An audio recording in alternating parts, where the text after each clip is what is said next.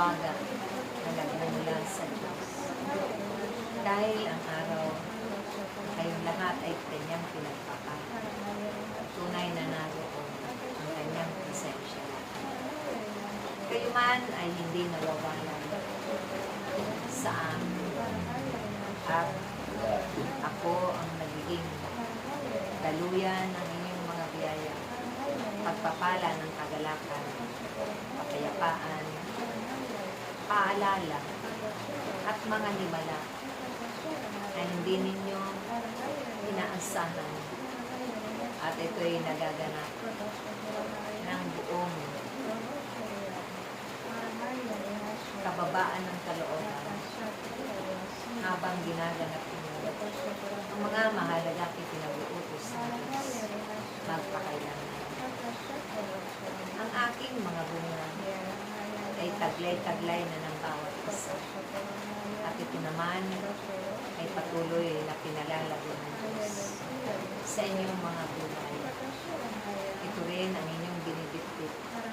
Ang aking mga mahalagang bunga tulad ng pag-ibig, kababaan ng kalooban sa bawat paruroonan ninyo. Ang kanyang itinatakda.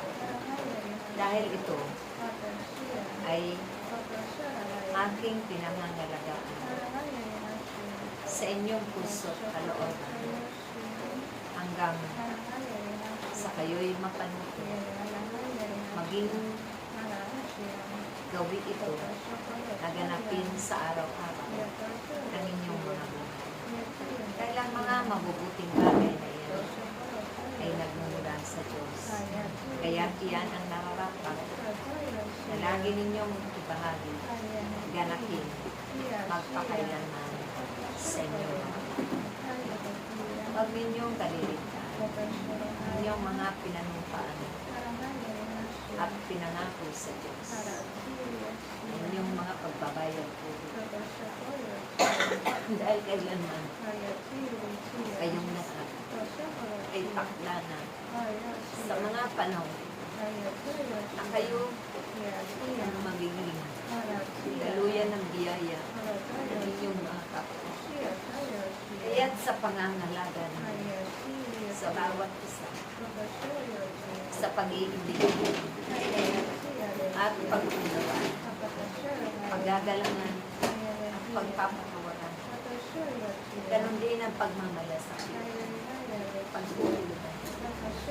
Ito ay labis-labis na nararapat pasalamatan ng bawat isa. Dahil kung hindi sa pamamagitan kayo ay lagi kong pinupuspos ang aking kapamilya. Hindi ninyo ito magagawa. Sa kapwa ninyo ay babahagi. Magpakailanman. Naway aking mga anak, panatilihin ng Diyos ang pag-ibig ninyo. Na wala kayong inaantay na kapamilya. At naiibig din ninyo ang mga tao na hindi man kaibig-ibig.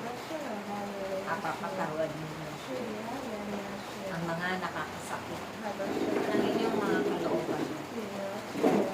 At sa kabila ng lahat sila man ay inyong maiibig magpakailanman.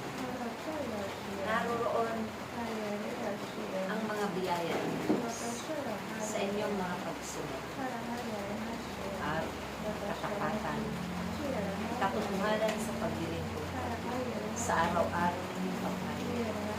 Dahil ito ang magiging daluyan ng biyaya at grasya ng inyong mga salita.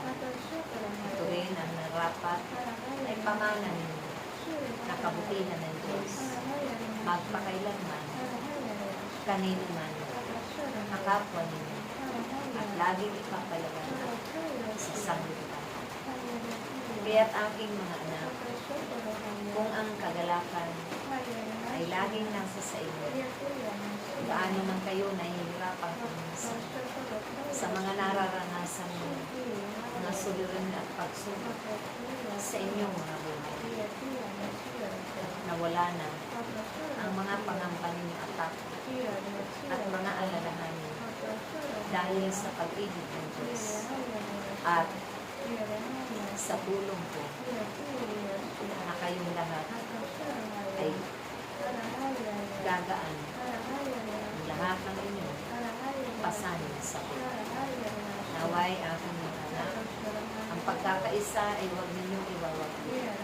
Ang pag-iitigan at pagpapanalangin, ang paggagalangan, pagpapatawaran, pagpupunuan ng bawat pagkukulang,